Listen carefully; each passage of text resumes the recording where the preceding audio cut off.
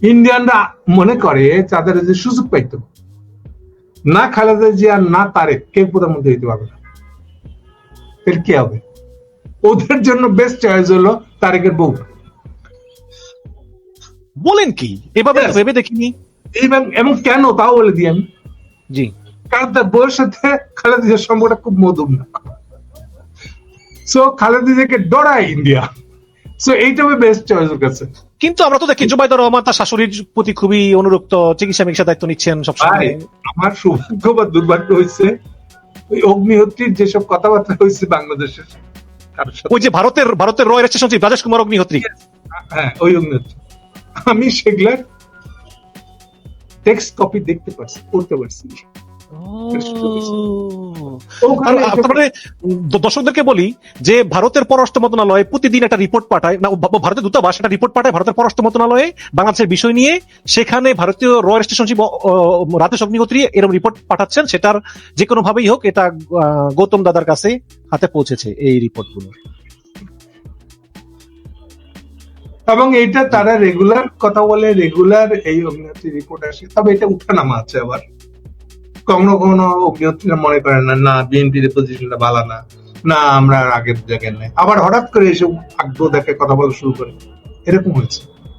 সবসময় একই রকম আছে ব্যাপারটা, এরকম না। সো ওখানে দেখবেন আপনি যে তারা খালেদা জিয়াকে সবচেয়ে অপছন্দ করে। তারেক জিয়া ক্ষমতা আসুক এটার চেয়ে প্রেফার করবে তারেকের বউ আসুক। এই জন্যই শেখ হাসিনা একবার বলেছিল অনেক আগে যে তারেকের বউ আসলে তো ভালোই হয় রাজনীতিতে। এই জন্যই বলতেছে ওরা, এটা এখানে রয়ের প্ল্যানটার সাথে এটা মিলে আর কি। সবচেয়ে ডেঞ্জারাস লোক মনে করে খালেদা জিয়াকে, কারণ এই মহিলা, আমি কেন দেখেন খালেদা, এটা তো এবারকার 23শে নভেম্বর আমাদের আমাদের আমাদের সেনাবাহিনী দিবস। গত সেনাবাহিনী দিবসে আমি প্রকাশ্যে লিখেছি একটা আর্টিকেল যে খালেদা জিয়া আমাদের ন্যাশনাল অভিভাবক। কেন খালেদা জিয়ার প্রশংসা করলাম? আমি জীবনে কোনোদিন বিএনপি করিনি, বরং আমার জিয়াউর রহমান বেঁচে ছিল, আমি তখনও জিয়াউর রহমানের বিরুদ্ধে আন্দোলন করতাম। আমার সাথে তাদের ফাইটিং হয়েছে, স্ট্রিট ফাইটিং। বলতে না পারলেও, বলতে না বললেও সমস্যা ছিল, কারণ একটা ইমোশনাল দিক আছে, ছেলে মার অসুস্থতা যায় নাই, এগুলা নিয়ে কথা উঠবে, ফলে ওনাকে মুখ খুলতেই হতো পার্টিকে বাঁচাইতে গেলে। মানে পার্টির যারা কর্মী আর কি, মানে যারা পার্টিকে কান্দে করে নিয়ে ঘুরে বেড়ায়, সমাজকে ফেস করতে হয়, তো তারা বলবেটা কি আসলে, তাদের মুখে কিছু তো একটা দিতে হবে। সেটার জন্য তারেক সাহেবের কিছু উপায় ছিল না, ইয়ে ছাড়া এই ধরনের স্টেটমেন্ট দেওয়া ছাড়া কিছু উপায় ছিল না বলে আমি মনে করি। কিন্তু তার আসলে মানে আপনি যুক্তি দেখালেন যে তার মায়ের অসুস্থ, এই কারণে তিনি দেশে আসতে পারতেছেন না, এই জন্য তিনি একটা ক্লারিফিকেশন দিলেন যে আমি আসলে এই কারণে আসতে পারতেছি না। বলছি যে তার কর্মীদের সমস্যা কেন্দ্র করে উনি কিছুই না বলে বিবৃতি না দিয়ে চুপ থাকতে পারতেন, কিন্তু বিবৃতি দিতে হয়েছে ওনার কর্মীদের দিকে তাকায়। কিন্তু হিতে বিপরীত হয়েছে, এই সাফাইটা কর্মীদের পক্ষে পাবলিকের কাছে নিয়ে যাওয়ার মতন কনভিন্সিং না, এটা সবাই বুঝতেছে। কিন্তু তারেক সাহেব যেসব চিন্তা ভাবনা করে চলেন তাতে তাকে ভিন্ন কোন উপায় ছিল না আসলে। এবং ওই যে আমি বলছি বটম লাইনটা হলো যে উনি তো আসতে পারবেন না দেশে, আসতে পারবেন না এই জন্য যে ওনার আসতে পারা বলতে যেটা উনি এই সিদ্ধান্ত তো অনেক আগে নিয়েছেন, কিন্তু আজকের না। যেমন প্রথম সিদ্ধান্ত হলো যে উনি হাসিনাকে ফালার জন্য কথা বলবেন না কেন করার সাথে, এই সিদ্ধান্ত উনি নিচ্ছেন। এই খাল কাটা তো উনি করছেন।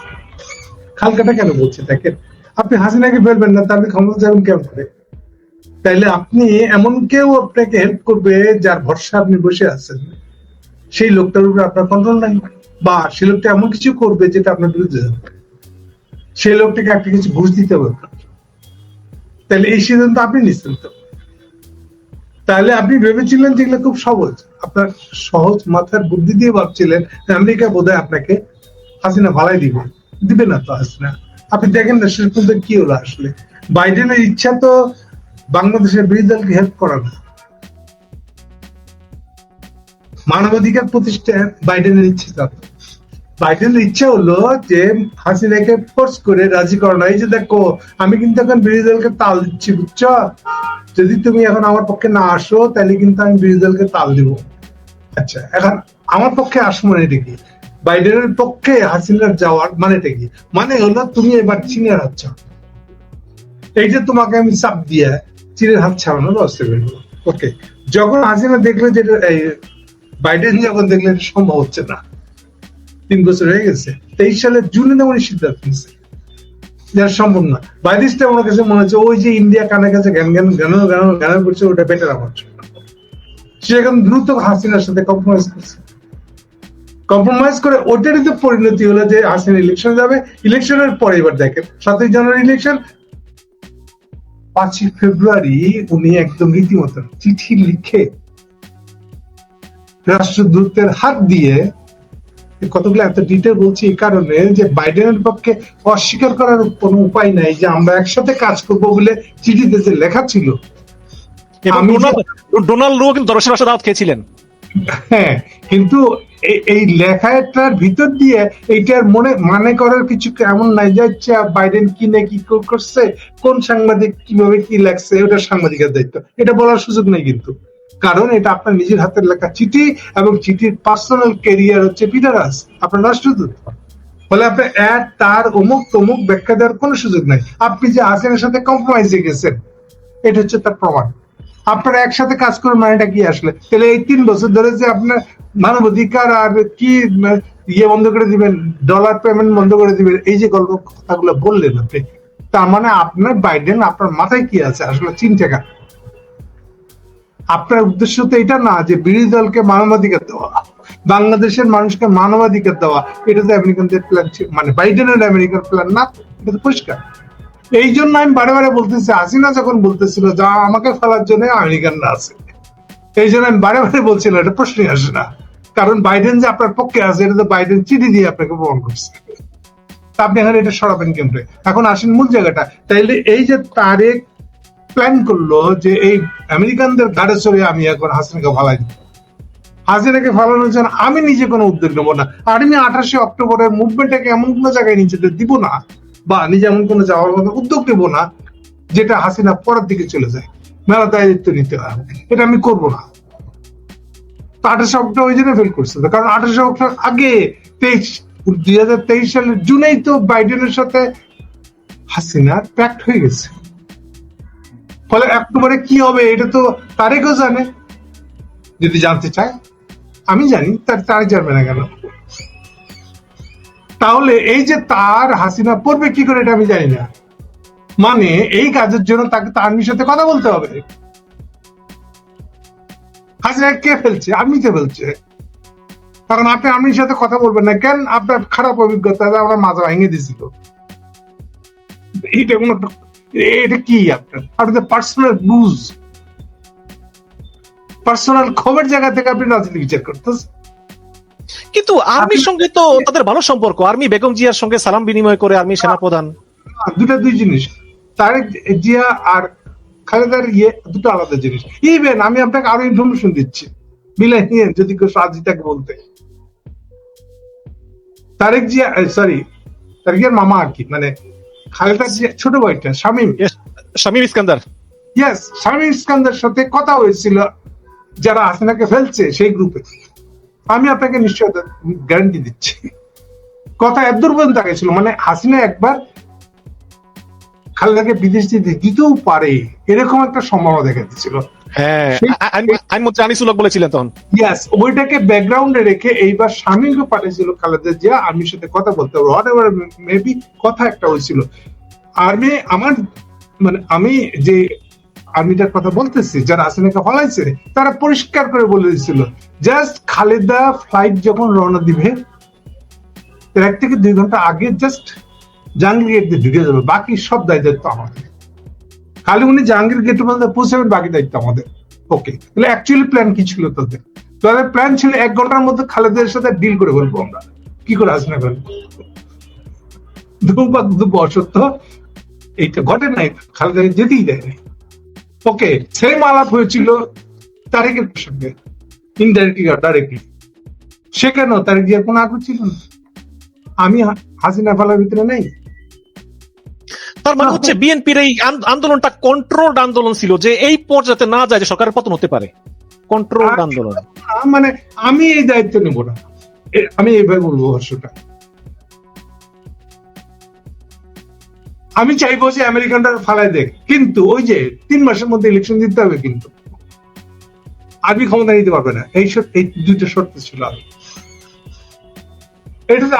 এগুলো বলছি আপনাদেরকে এই জন্য যে তারেকের মাইন্ডসেটটা কিরকম সেটা বোঝানোর জন্য, কি হলে পরে ও রাজি হবে সেটা বোঝা। যদি ধরে নেই যে ও আসলে আর্মির উপর ক্ষিপ্ত, না তা তো না। আসলে যদি আর্মি ইন জেনারেল যদি ক্ষিপ্ত হইতো, তাহলে ওয়াকারের সাথে সম্পর্ক হয় কেমন? ব্যাখ্যা নাই তো আসলে। আচ্ছা, সেকেন্ড প্রশ্ন, আর্মির উপর জেনারেলি ক্ষুব্ধ মানেটা কি?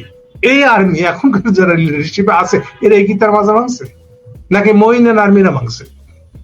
না, তাহলে মইনের আর্মিরা ভাঙছে। তাহলে আপনি আর্মি বলে জেনারেল, আর্মি তোর বাবা তো একটা আর্মি, তার আর্মি বলে কোনটা বুঝবেন?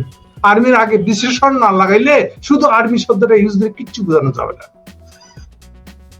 অ্যাটলিস্ট বলেন প্রো ওয়াকার, অ্যান্টি ওয়াকার, এরকম কিছু বলেন, প্রো হাসিনা, অ্যান্টি হাসিনা, এরকম কিছু একটা বলেন।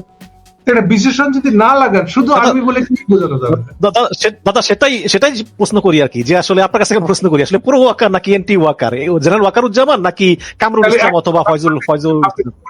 আমি নিশ্চিত করে কয়েকবার বলছি যে ওয়াকারের সাথে রেগুলার কথা। আচ্ছা, আরো স্পেসিফিক বলে দিই, কখন কোন দিন একেবারে স্ট্রেট কথা হয়েছে, প্লেনে উঠতে উঠতে কথা হয়েছে মির্জা ফখরুলের সাথে। আপনাদের মনে আছে ওই যখন আমেরিকান সংসদে প্রথম যখন বসছিল, তখন কিছু একটা পার্টির জন্য জাইমাকে পাঠানো হয়েছিল তারেকের দিক থেকে প্রতিনিধি হিসেবে। ও, জাইমার সঙ্গে ছিল আমির খসরু মাহমুদ চৌধুরী এবং মির্জা ফখরুল। ছিল মির্জা ফখরুল আলাপ সম্ভবত। ওই প্লেন থেকে ফখরুল কথা বলেছে ইয়ের সাথে, গ্রাউন্ডের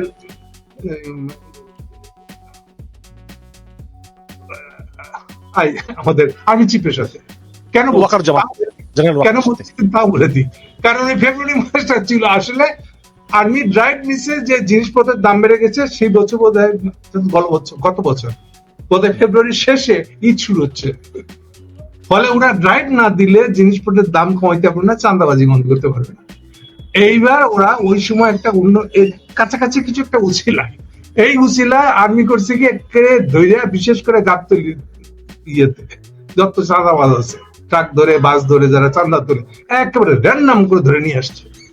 এখন ধরে নিয়ে আসে, এখন কানাকাটি শুরু হয়ে গেছে। তাই আমার তুমি কি হবে, আমি তো চাঁদা নিয়ে আমি তো টাকা নিয়ে তাদেরকে কমিটিতে রাখছি। আমি স্পেসিফিক জানি বলে আপনাকে বলতেছি এগুলা। এখন ওয়াকার যদি কিছু করতে পারে, আরো বলি, আমি এক্স্যাক্টলি জানি ভিতরে কি হয়েছে। ওয়াকার ওকে বলছে যে ভাই এটা আমি একটা সিদ্ধান্ত পারবো না, এইটা প্লেনে রানিং অবস্থায়, ওটা সম্ভবত কাতার ওয়ারওয়েজে, কাতার ওয়ারওয়েজে ফার্স্ট ক্লাসে গেলে পরে আপনি অনলাইনে ইয়ে করতে পারেন, ওয়াইফাই থাকে, স্টারলিংকের ওয়াইফাই কানেক্টেড থাকে, যাই থাকে কি থাকে না থাকে কথা বলা যায়, এটা হচ্ছে প্র্যাকটিস।